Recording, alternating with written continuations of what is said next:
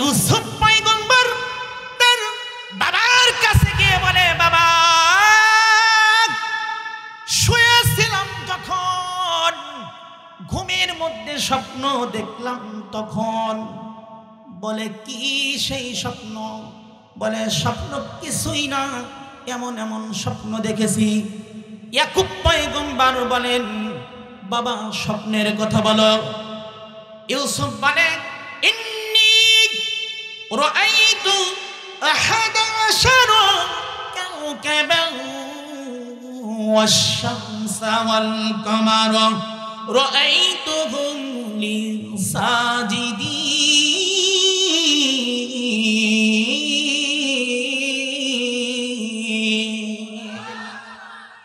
বাবা আহাদা আশারা কাওকাবান ওয়াশ-শামসা ওয়াল-কামার, স্বপ্নে দেখলাম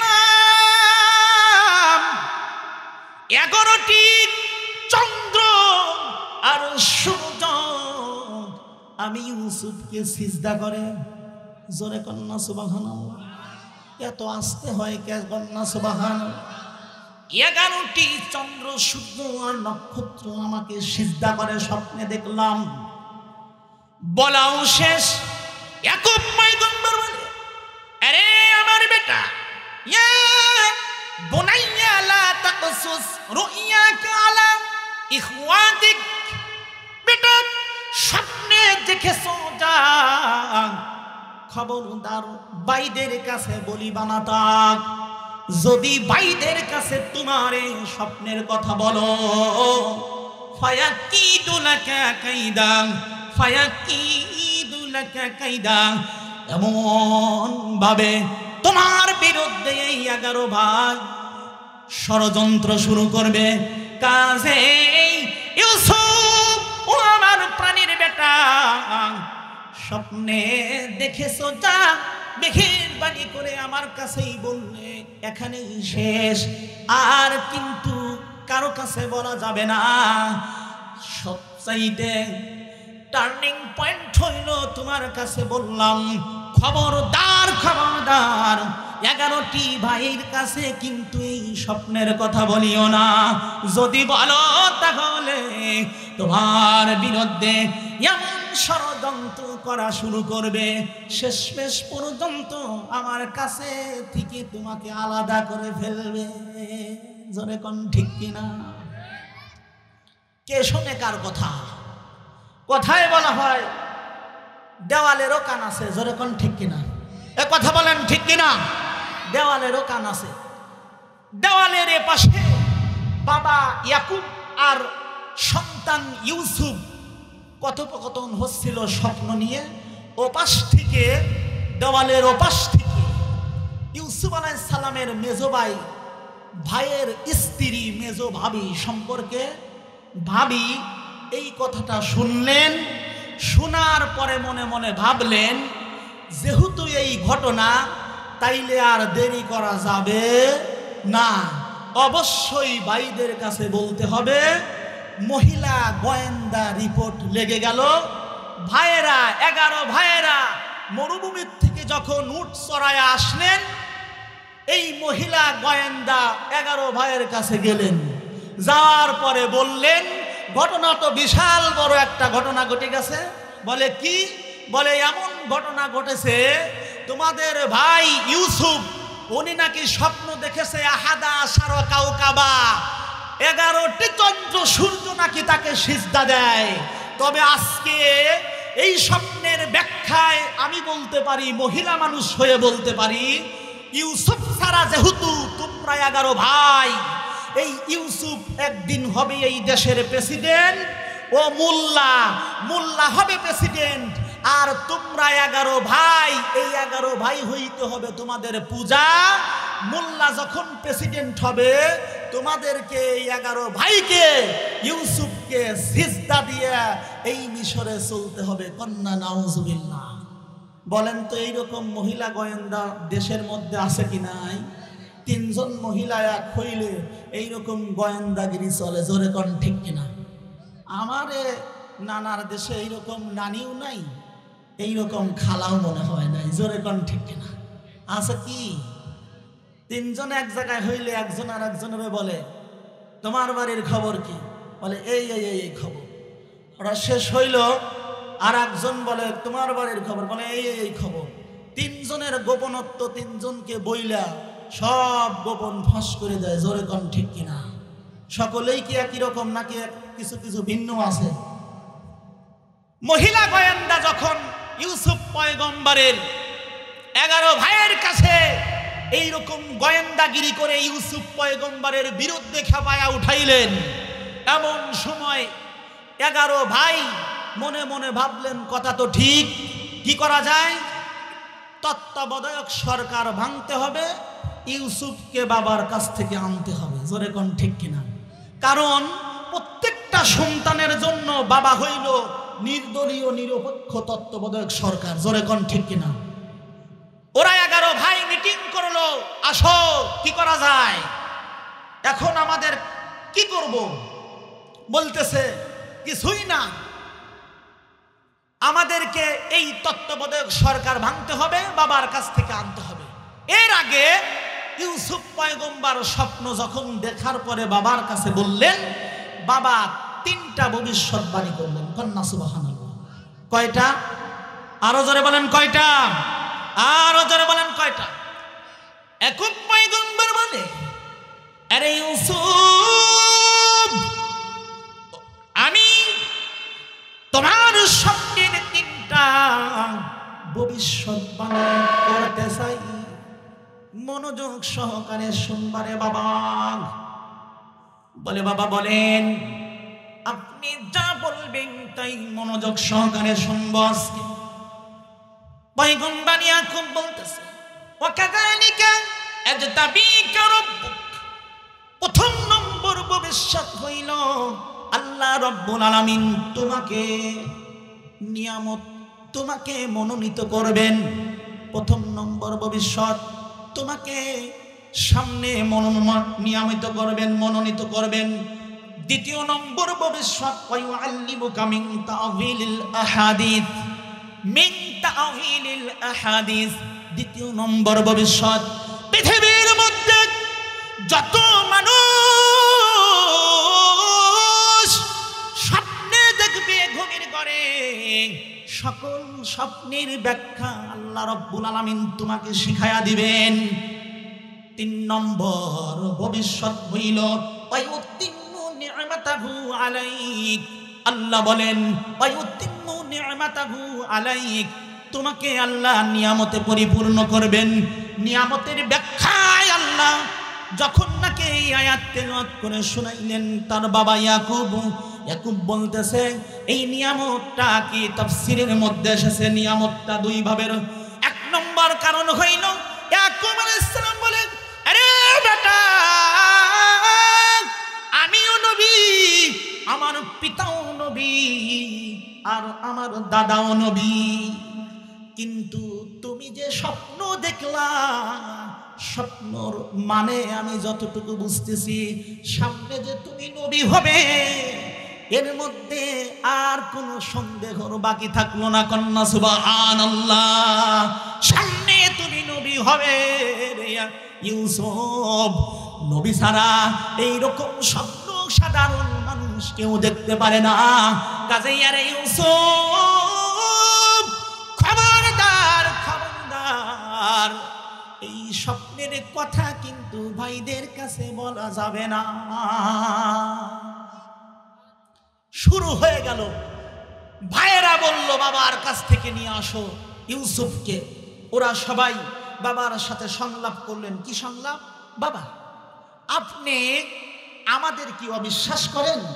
আমরা যখন খেলাধুলা করি, আমরা যখন ছাগল চড়াই, আমরা 11টা ভাই ওখানে থাকি, আনন্দ করি, কত রকমের আনন্দ, কত রকমের খেলাধুলা, ফল কুড়াই, কত কি করি। শুধুমাত্র আমাদের মনে একটা দুঃখ, সেটা হইল এই, আমাদের সাথে সব ভাই আছে কিন্তু ইউসুফ নাই। যদি ইউসুফ থাকতো তাইলে কতই না আনন্দ হইতো।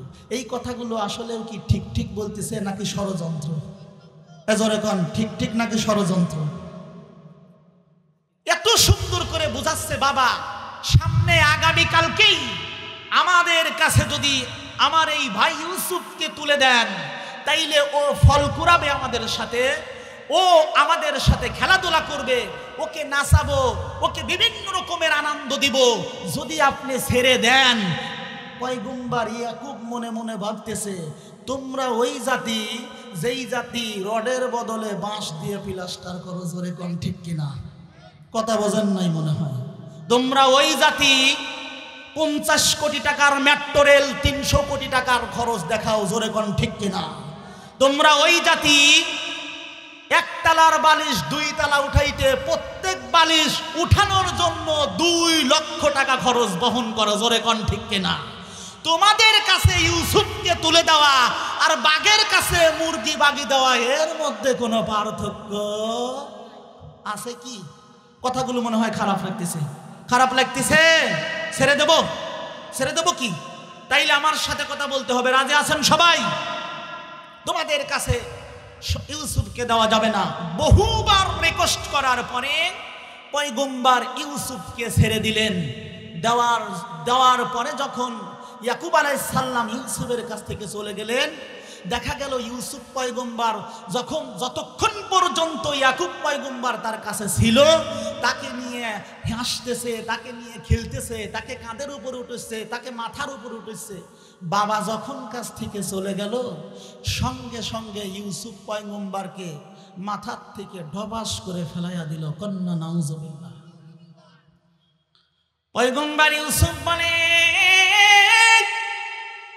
ভাই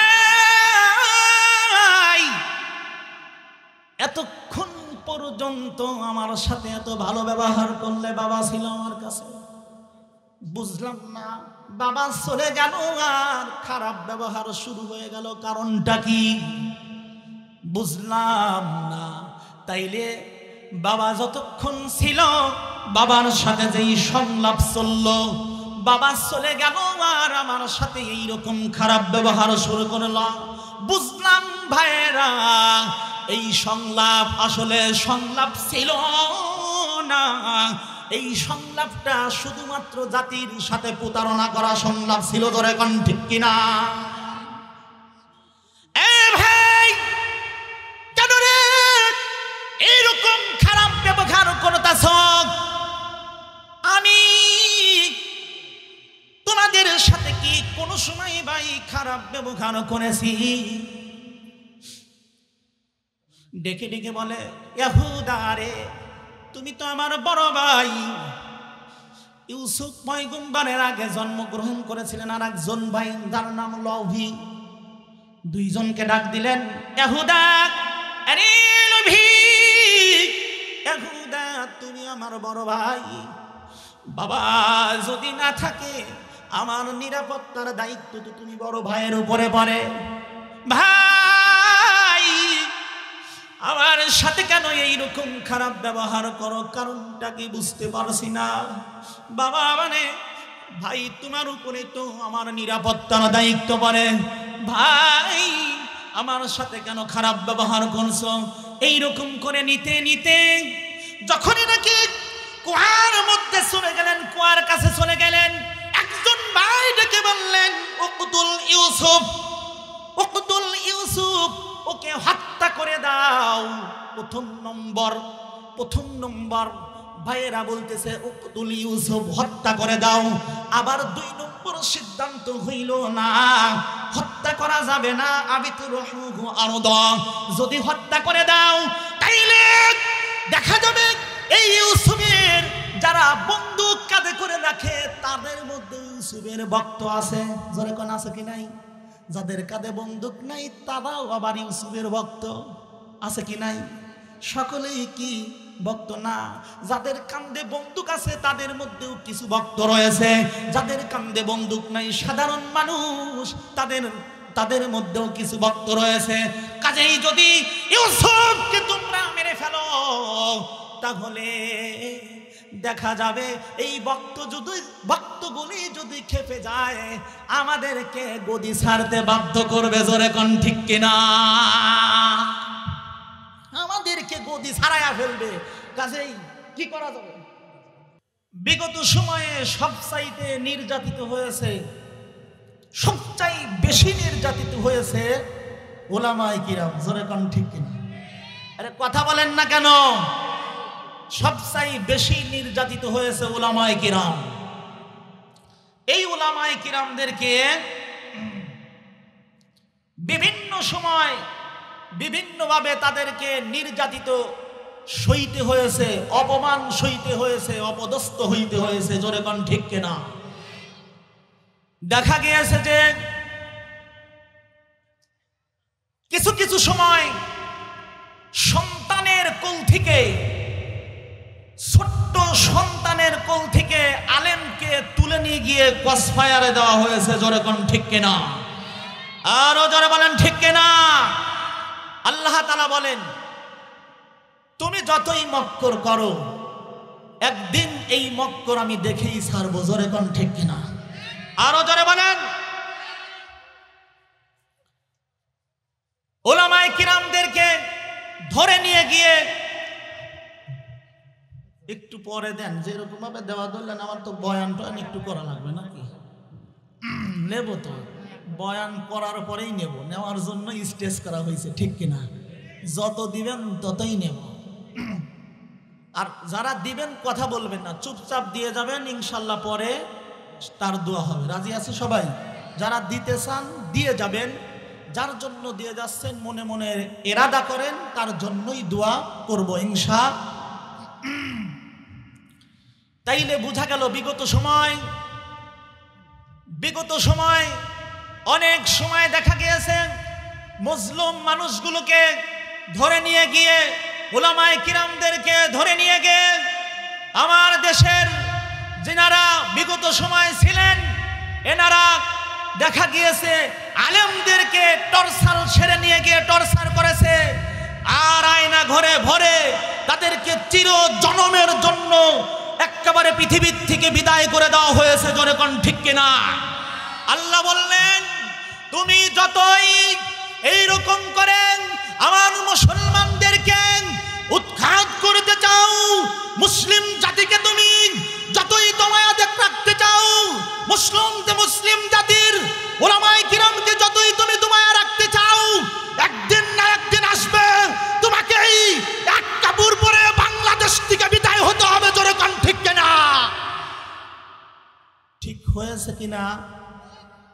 একটু কিছুদিন পিছনের দিকে তাকালেই দেখা যায়, জোরে কোন ঠিক কিনা? আরো জোরে বলেন ঠিক কিনা? বলে বাবা যাওয়ার সময় একটা কাপড় দাও। বলে কাপড় নাই, এমনি এমনি চলে যান। বলে তাইলে একটু বক্তৃতা দিতে দাও, জাতির উদ্দেশ্যে একটু বক্তৃতা দেব। আছে কি নাই? জাতির উদ্দেশ্যে একটু বক্তৃতা দেব। বলে বক্তৃতা তো দূরের কথা, যারা মাইক ম্যান রয়েছে, যারা ক্যামেরাম্যান রয়েছে আগেই আউট হয়ে গেছে। খান্না সুবহান। বলে তাইলে বাবার কবরের পাশে একটু মোনাজাত করতে দাও। বলে না ম্যাডাম, আপনি যদি বাবার কবরের পাশে গিয়ে মোনাজাত করতে যান তাইলে বাবার কাছেই শুয়ে পড়তে হবে, জোরে কোন ঠিক কিনা? ওখানেই আপনার দাফন হবে। কাজেই বাঁচতে যদি চান তাহলে পিছনের দরজা খোলা আছে, এক কাপড় নিয়ে বিদায় হয়ে যাদের দালালি করেছেন তাদের দেশে চলে যান, জোরে কোন ঠিক কিনা? একই অবস্থা হয়েছে। আল্লাহ তাআলা ধরে না, ধরলে পারে, কথা বলেন না, ধরে না, আরো জোরে বলেন, ধরলে পারে কি ছাড়ে? ধরলে পারে ছাড়ে না। আমাদের আল্লাহ তাআলা এই মুক্ত মাংসে কথা বলার যিনি সুযোগ করে দিয়েছেন, সেই আল্লাহ তাআলার শুকরিয়া করি। সকলেই পড়ি আলহামদুলিল্লাহ। রব্বানা লাকাল হামদ। পড়েন আমার সাথে, রব্বানা লাকাল হামদ হামদান কাসীরান তাইয়িবান মুবারাকান ফি লিজালালি ওয়াজহিকা ওয়া আযীমে সুলতানিকা। শুকরিয়া করলাম কার?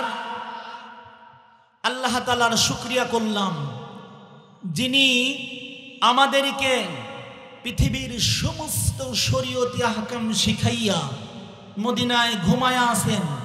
হাবিবে কিবরিয়া আশরাফুল আম্বিয়া, রাহমাতাল লিল আলামিন, খাতামান নাবিয়্যিন ওয়াল মুরসালিন, রাসূলের প্রতি একবার দরুদ শরীফ পড়ি, সকলেই পড়ি সাল্লাল্লাহু আলাইহি ওয়াসাল্লাম। যেখান থেকে আজকে তাফসীর করার নিয়ত করেছি, যেখান থেকে আজকে কথা বলবো, সেখান থেকেই তেলাওয়াত করব। যদি সুযোগ হয়, আপনাদের যদি মনে চায় যে কোরআন তেলাওয়াত যেখানে হয় তাকবীর সেখানে দিতে হয়, আমরা রাজি আছি, সবাই দিতে রাজি আছি। এ জবান কে দিয়েছেন? জবান দিয়েছেন আল্লাহ, কেড়ে নেওয়ার মালিকও, ক্ষমতা দেয় আল্লাহ, কেড়ে নেওয়ার মালিকও। বেশি বাহাদুরি করলে আল্লাহ তাআলা ছাড় দেন কি নাকি ছাড় দেন না? ছাড় দেয় না। এই পৃথিবীতে যারা বড় বড় স্বৈরাচার ছিল, যারা বড় বড় বাহাদুর নির্যাতিত মানুষকে জুলুম করেছে, নির্যাতন করেছে, সকল স্বৈরাচারকে, সকল জুলুমবাজকে আল্লাহ তাআলা ছোট ছোট জিনিস দিয়ে ধ্বংস করে দিয়েছে। জোরে কোন ঠিক কিনা? আরো জোরে বলেন ঠিক কিনা? কাজেই আমরা আমাদেরকে অবশ্যই জুলুমবাজ হওয়া যাবে না, স্বৈরাচার হওয়া যাবে। আরো বলেন যাবে কি? আউযু বিল্লাহি মিনাশ শাইতানির রাজীম। বিসমিল্লাহির রাহমানির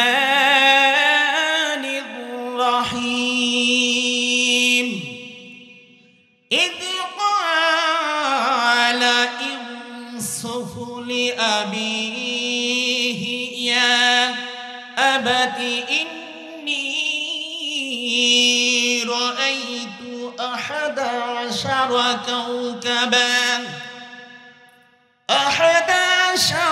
كوكبا والشمس والقمر رأيتهم لي ساجدين।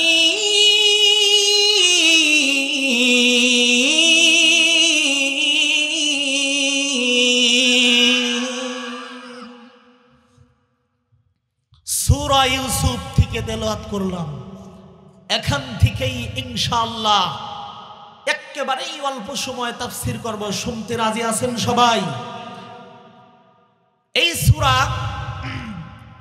শানে নজুলে বলা হয়েছে, বেশি বিস্তারিত বলার সময় নাই, যেহেতু সামনে আমাদের বক্তা আরো অনেকেই আছে। শানে নজুলে 2টা ঘটনা উল্লেখ করা হয়েছে। কয়টা? জোরে বলেন, কথা বলেন না, কয়টা? একটু কথা বলতে হবে শোনারা। কয়টা ঘটনা? শানে নজুল 2টা বলা হয়েছে। নম্বর 1, বিশ্বনবী যখন নাকি মক্কায় সবচাইতে বেশি নির্যাতিত হচ্ছিল, ওই সময় আল্লাহর নবীকে সান্ত্বনা দেওয়ার উদ্দেশ্যে আল্লাহ তাআলা এই সূরাটা নাজিল করে তাকে জানিয়ে দিলেন, হাবিব, শুধু আপনিই নির্যাতিত নয়, আপনিই জুলুমের শিকার নয়, আপনার আগেও যেই সকল আমি আল্লাহ তাআলা যেই সকল নবী রাসূলকে পাঠিয়েছিলাম, সকল নবী রাসূলই আপনার মতো জুলুম নির্যাতনের শিকার হয়েছিল। সেই জুলুম নির্যাতনের শিকারের কথা উল্লেখ করে আল্লাহ রাব্বুল আলামিন তার হাবিবের কাছে সূরা ইউসুফ তুলে ধরেন। কন্যা সুবহানাল্লাহ। নম্বর 1। 2 নম্বর হইল, মক্কার কাফেরদের মধ্যে কিছু বুদ্ধিজীবী, কি জীবী? জোরে কোন, কি জীবী? বুদ্ধিজীবী আছে কি নাই? আমার দেশেও বুদ্ধিজীবী আছে কি নাই? বুদ্ধিজীবী দেখবেন 8টার পর, রাত 8টার পর টিভির পর্দা খুললেই বিভিন্ন চ্যানেলে 3 জন 4 জন করে বসে যায় টকশে। মুখ আছে, লাক আছে, হাত আছে, সব আছে, কিন্তু মাগার ছাদে, আমাদের ভাষায় বলা হয়, আমাদের গ্রাম অঞ্চলের ভাষায় বলা হয়, ছাদে মাল নাই। জোরে কোন ঠিক কিনা? সব আছে বুদ্ধিজীবীদের, কিন্তু কোরআনের বুদ্ধি নাই, হাদিসের বুদ্ধি নাই। জোরে কোন ঠিক কিনা? আমরা বলেছিলাম তোমরা যদি এই সকল সাদেমাল নাই, যেই সকল বুদ্ধিজীবী রয়েছে, সেই সকল বুদ্ধিজীবীর কথায় যদি বাংলার জমিন চালাতে চাও, তাইলে তোমরা পারবে না। তোমাদেরকে বাংলার জমিনের তৌহিদি জনতারা উৎখাত করে দিবেন। যাদের মাথায় কুরআনুল কারীম রয়েছে, যাদের মাথায় হাদিস রয়েছে, তাদের কাছ থেকে বুদ্ধি নিয়ে যদি বাংলার জমিন পরিচালনা করো, তাইলে তোমাদেরকে কোনোদিনও বাংলার জমিন থেকে উৎখাত হতে হবে না। জোরে কোন ঠিক কিনা? এইরকম কথিত বুদ্ধিজীবী ওই সময়ও ছিল। কেমন ছিল? এই কথিত বুদ্ধিজীবীরা মক্কায় দুই দল, একটি দল বুদ্ধিজীবীকে পাঠিয়ে দিল মদিনায়, যাও তোমরা যাও, মদিনায় চলে যাও। মুহাম্মদ সাল্লাল্লাহু, আরো জোরে বলেন সাল্লাল্লাহু, মুহাম্মদ তার ধর্ম প্রচার করছে, মুসলিম ধর্মের প্রচার করছে, কোরআনের কথা বলছে। এই কোরআনের কথা বন্ধ করা যায় কিভাবে? এই হাদিসের কথা বন্ধ করা যায় কিভাবে? তোমরা চলে যাও মদিনায়, ওই জায়গায় দেখো বড় বড় তৌরাতের পণ্ডিতরা রয়েছে, তাদের সাথে দেখা করো যে কোরআনের কথা বন্ধ করা যায় কিভাবে, হাদিসের কথা বন্ধ করা যায় কিভাবে। সেই আলোচনা আর বুদ্ধি তোমরা গিয়ে নিয়ে আবার ফিরে আসো। কথা কি বুঝতেছেন? খারাপ লাগতেছে আপনাদের? মনে হয় খারাপ লাগতেছে। চলে গেলেন একদল বুদ্ধিজীবী মক্কায় থেকে মদিনায়। যাওয়ার পরে মক্কার বুদ্ধিজীবীদেরকে বললেন, আমরা শেষ হয়ে গেলাম। আব্দুল্লাহর বেটা মুহাম্মদ কি একটি ধর্ম নিয়ে এসেছে, তার উপরে নাকি আসমানি কিতাব নাজিল হয়, কোরআনের কথা নাজিল হয়। সেই কুরআনুল কারীমের কথাগুলো যদি সে প্রচার করে, তাইলে আমাদের পিছনের চেয়ার থাকে না, আমরা সম্মান পাই না।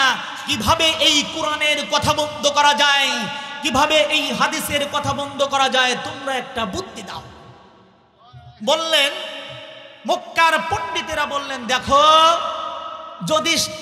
উনি যদি আসলেই আল্লাহ তাআলার নবী হন, উনি যদি আসলেই আল্লাহ তাআলার নবী হন, তাইলে হাজারো বুদ্ধি দিয়েও আমরা কিছু করতে পারবো। কারণ নবীর বিরুদ্ধে কোনো বুদ্ধি খাটে? কথা বলেন, বুদ্ধি খাটে? খাটে না। তবে একটা ট্যাবলেট, প্রথমত একটা ট্যাবলেট দিতে পারি, একটা ট্যাবলেট দিতে পারি। তোমরা